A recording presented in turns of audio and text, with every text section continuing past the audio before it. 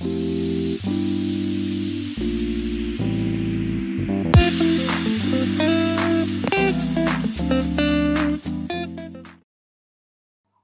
back, grade 11, with Unit 2 North Star Facing Life's Obstacles, Reading and Writing. Today's focus is on Reading 2. Okay, let's go to that page. Flip your page to page 44.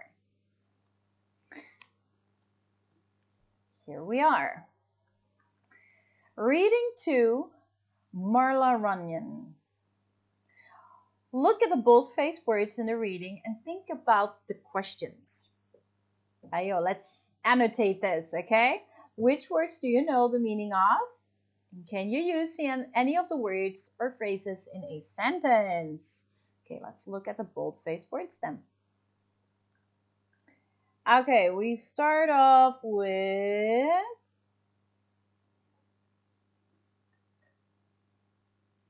self-reliance, I see here, yeah? Self-reliance. What does that mean? What is self-reliance? Do you know? That's one. You can go to the next page. Laborious. And then we've got up here, struggle, gives up, and we've got accountable. Okay, awesome. Go back to the question. Which words do you know the meaning of? Now, if you don't know the meaning of any of these words, you can just use a search engine to figure it out, or you use just a normal old school dictionary. You can also just write the Bahasa Indonesia meaning on top of the word if that helps you. And the second question, can you use any of the words or phrases in a sentence? I'd like you to try to make at least one sentence using either one of the words. Create a sentence, write it down, so in our next Zoom meeting you can tell me what sentence you created. You can pause your video. Go ahead.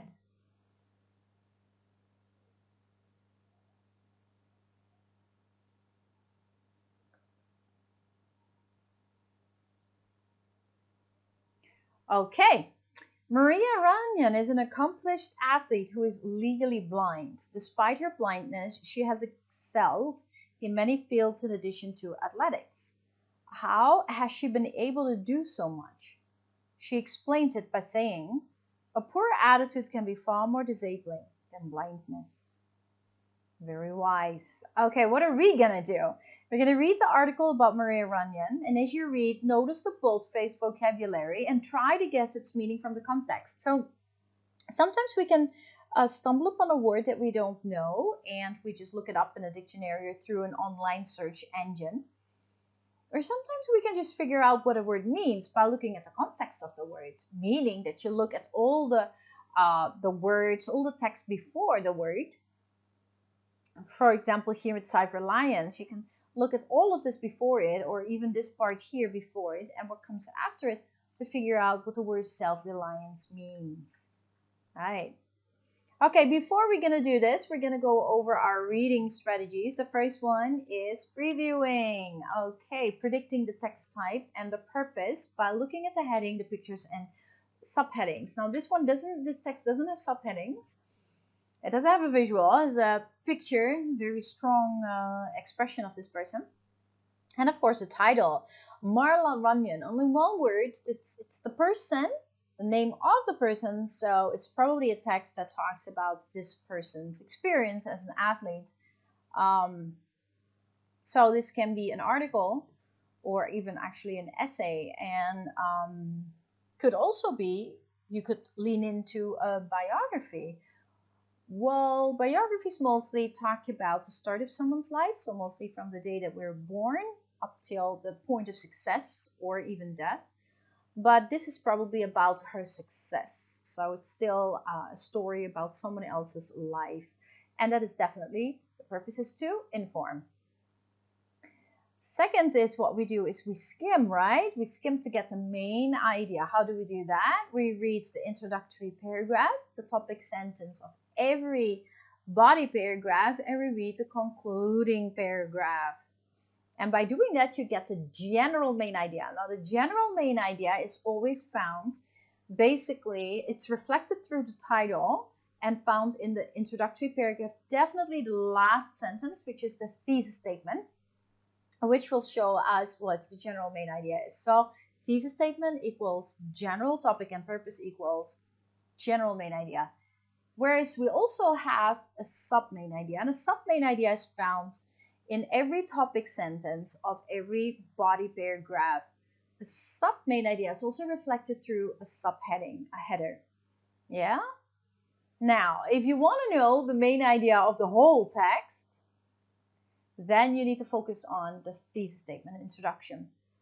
And it is very smart to do the introduction in every topic sentence and the concluding paragraph to get a very complete picture. If you, for example, only want to know a sub-main idea of one particular body paragraph, you focus on the first and maybe needing first and second sentence of the paragraph. That will cover what that particular body paragraph is about, because every body paragraph has its own subtopic. Awesome. Okay, we're going to read this and listen. Before we do that, I'm going to ask you to pause your video to skim the text. Go ahead.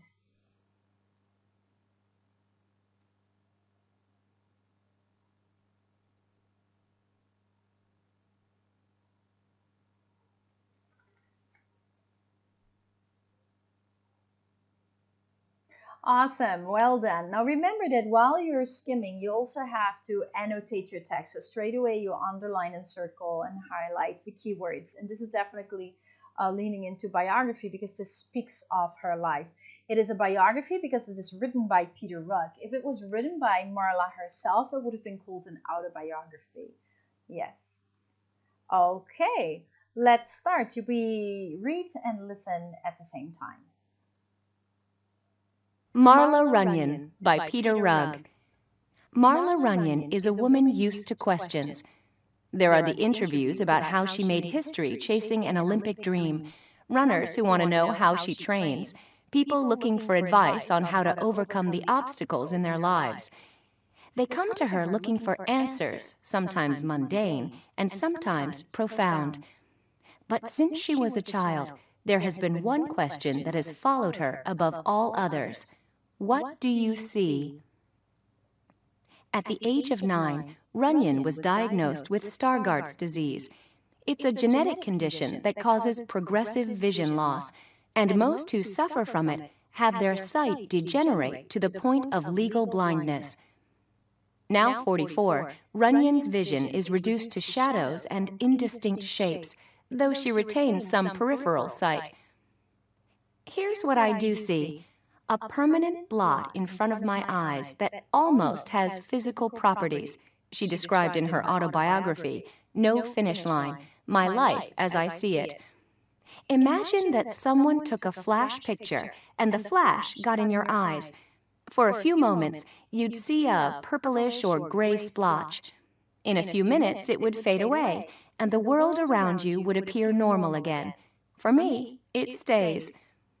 However, she has refused to be defined by her condition. Today, she holds the Paralympic world records in the B3 division for the 100 meters, 200 meters, 400 meters, 800 meters, 1500 meters, high jump, long jump, and pentathlon. Her success has extended far beyond athletics.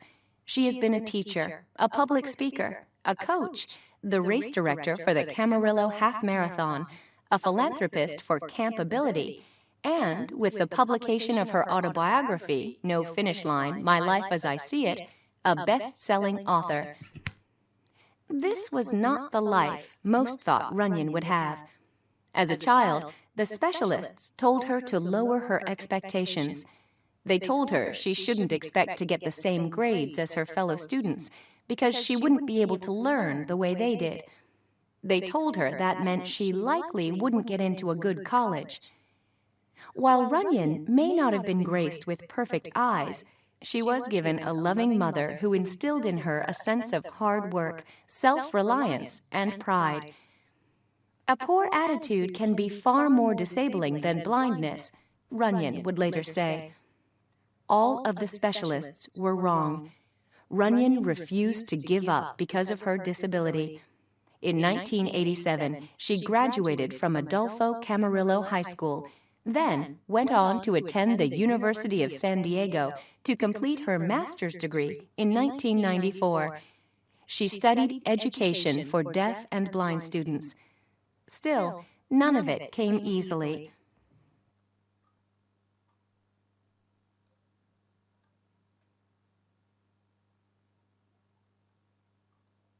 As an adult, Runyon admitted to struggling in the classroom because schoolwork was so laborious for her. However, one place she felt free was on the field. She'd always been an athletic girl, and in college, she found herself drawn to the track. When she was running, the divisions between herself and the students with perfect vision fell away. She felt as if she could do as well as everyone else. It was a feeling she would chase the rest of her life, and following it would lead her into history. In 2000, when she journeyed to Sydney, she became the first legally blind person ever to compete in the Olympic Games. Then, in 2002, she finished the New York Marathon in 4th place with a time of 2 hours, 27 minutes, and 10 seconds, becoming the fastest American in that year's competition and the second fastest American woman ever to cross the finish line. In preparation for those games, Runyon told reporters that her biggest challenge was to keep track of the people just ahead of her as she navigated the field.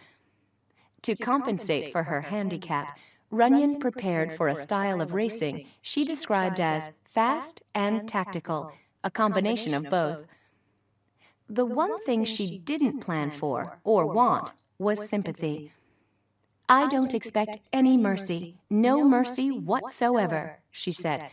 "They're not going to say, 'Go ahead, Marla.' That's not going to happen." Runyon's unique story put her in the international spotlight and brought her fans across the globe. Runyon explained to reporters that though she loves knowing that she inspires people, seeing how strongly some people react to her story can be shocking. In that interview, Runyon went on to recount how she received an email from a woman whose son wanted to be a skateboarder, but had also been diagnosed with Stargardt's. At first, the mother refused to allow him, but once she read Runyon's story, she told him, "Go get the ramp." As much as these stories inspire Runyon to continue her example, she admits that even reading them can be a struggle. Reading is extremely difficult, and she can only do so with a voice output system on her computer. The words have to be enlarged so much that sometimes only 3 letters at a time can fit on the screen. There are moments when she simply gives up for the day. Even the simple act of reading an email is too much. Those moments never last long. "I've never known anyone to be successful if all they do is blame, if they choose to be a victim," she told reporters. "If you choose to be a victim of this or that, or of what others have done to you, or what you believe to be someone else's fault, you're just constantly making excuses. I think the secret to achieving something is holding yourself accountable for your choices, good and bad, and learning from your mistakes, and then regrouping and moving on. It's an ongoing process."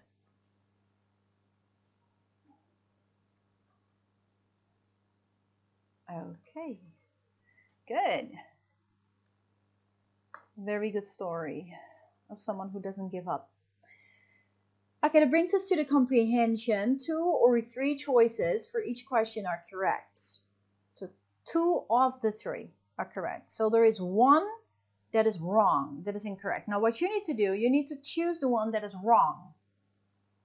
Choose the one between A, B, C that is incorrect. You can pause your video. Remember, you got a keyword for this. You got to annotate for this. Annotate the question, annotate the answer choices.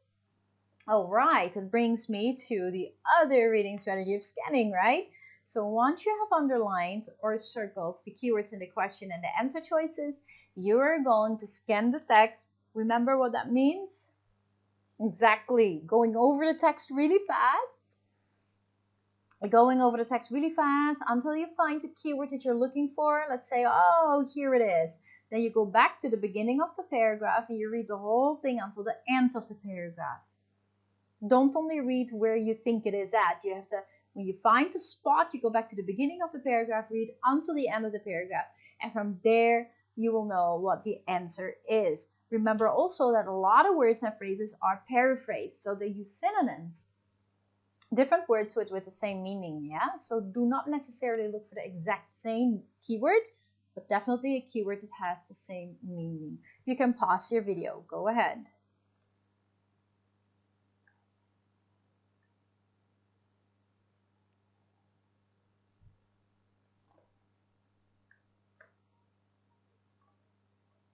Okay, that brings us to the reading skill. Today's reading skill, we are looking at recognizing positive redundancy. Redundancy means that something is repeated.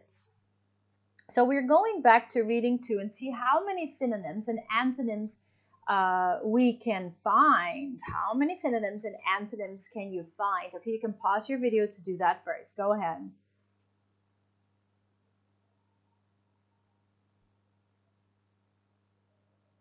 Cool beans. Recognizing positive redundancy. Authors often use synonyms, different word, same or similar meaning, and antonyms, different word, opposite meaning, in their writing for positive redundancy. This use of synonyms and antonyms in a text allows readers to read ideas more than once, but with different vocabulary. In this way, meaning is reinforced, but language is new. Can you imagine if you keep using the same words over and over again in the text, it becomes very boring. It becomes redundant. It becomes very shallow. So the usage of repetition is often done because we want to make sure that the reader understands what we're saying. Or sometimes also we do that to give deeper meaning. But we just don't use the same words. That's why we use synonyms or antonyms in order to still reinforce what we're saying, still saying it again and again and again, but in a different way. Now, writers' ideas stay with the reader as related vocabulary is threaded through a text. So all the vocab goes through it, and even though it's repeated, but it still sounds new or same. It's not redundant because you use synonyms and antonyms. For example, reread paragraph 4 of reading 2. Marla Runyon. Here's what I do see, a permanent blot in front of my eyes that almost has physical properties. She describes in her autobiography, No Finish Line, my life as I see it. Imagine that someone took a flash picture and the flash got in your eyes. For a few moments, you'd see a purplish or gray splotch. In a few minutes, it would fade away and the world around you would appear normal again. Well, for me, it stays. In the first sentence, Marla uses the word blot here. What synonym for the word blot does she use later in the paragraph? So first she says blot, and then she says splotch here. This synonym adds interest to her description. It's basically the same meaning, but it just attracts you. It's a different word, right? Instead of repeating the word blot, the author uses a synonym to repeat the same idea, basically, but with new language. Noticing synonyms and antonyms will help you see where the author emphasizes important information and ideas, because important information and ideas are mostly repeated. And they do that, authors do that to make sure that you get it, that the reader understands. If it's important, it will be mentioned several times. But we don't want to be repetitive, so we use synonyms and or even antonyms. Awesome. Okay, number 2. Try to identify synonyms and antonyms for the words given. Then discuss the effect of using different language rather than repeating the same word or expressions. In paragraph 3, the author mentions shadows. What similar expression is also used in this paragraph to resemble and repeat basically shadows? So come up with synonyms and or antonyms that reflect to shadows: graced, give up, and struggling, sympathy, struggle, and blame. You can pause your video.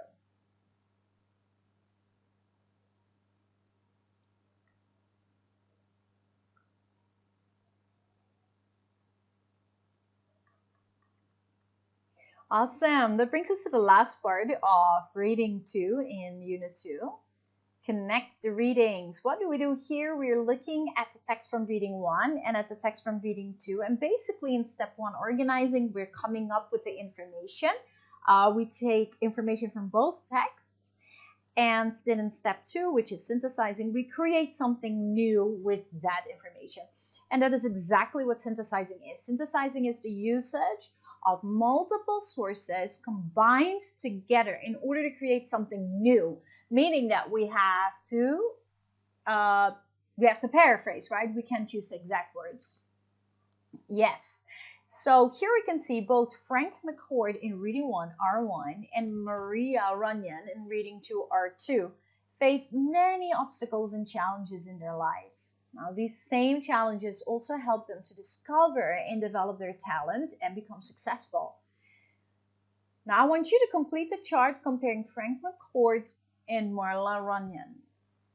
Okay, so here are 4 points. First is obstacles they faced. Number 2, person or people who influenced and inspired them. 3, personal values, traits, or characteristics that helped them face their obstacles. And number 4, talent or gift that resulted from the challenges they faced. Now, I want you to write it down in very short, doesn't have to be long, about reading 1 and reading 2. Pause your video, go ahead.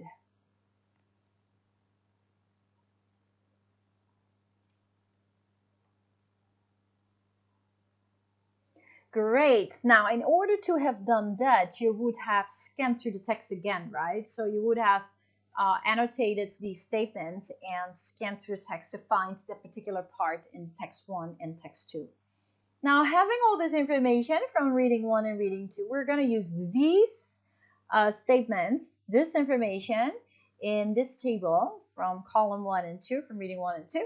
We're going to use it in order to synthesize.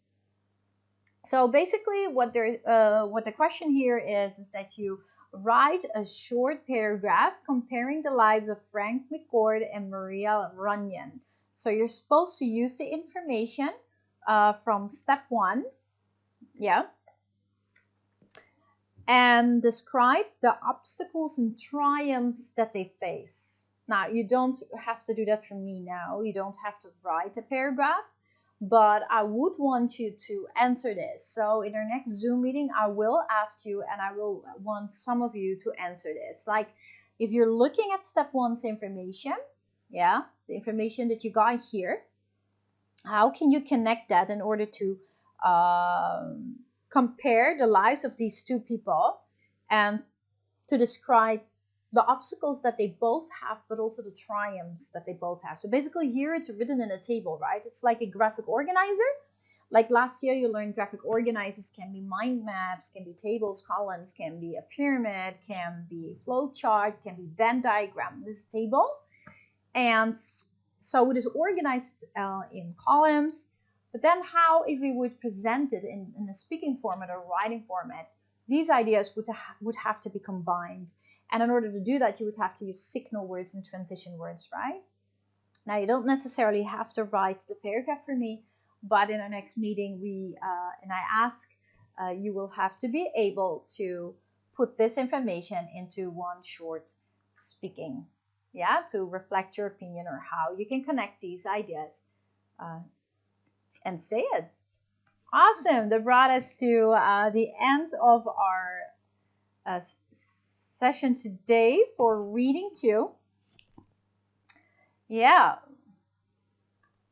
So basically what we have been doing today, we focused on the vocabulary, the boldface word in context of the text, and also looking at it separately as in what it means. We read a biography about Marla Runyan. Amazing, yeah. I mean, like, she has a disability, she's blind, but she still goes for it and she still became successful. That's amazing. We can learn something from that. And then we went over the comprehension. So we discussed the reading strategies of previewing, predicting text type and purpose by looking at the title and the headings and the visuals.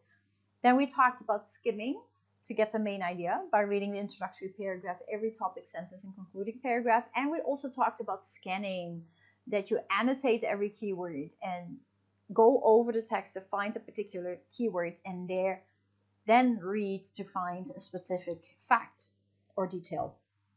So we did the comprehension. Then we went over the reading skill, recognizing positive redundancy. When something is redundant, it can be repetitive or the same. But in a text that happens where their writers, authors are repetitive with certain facts that they point out. And the reason why they do that is because they want to make sure that the reader gets it. Meaning that the information that they do repeat is important information. And something important is always repeated. But we do not do that by using the same words. In order to still keep it attractive and nice and good, we use synonyms and antonyms. Exactly. And last, we did connecting the readings, organizing information from reading 1 and reading 2, and being able to combine the information of both texts in order to create a paragraph. Yeah, and that is what synthesizing is, when you use multiple sources and you combine those sources together, paraphrasing it, and then creating something new. Awesome. You did a great job today. Thank you very much. We will meet again in our next video. Stay excited. God bless you. Bye-bye.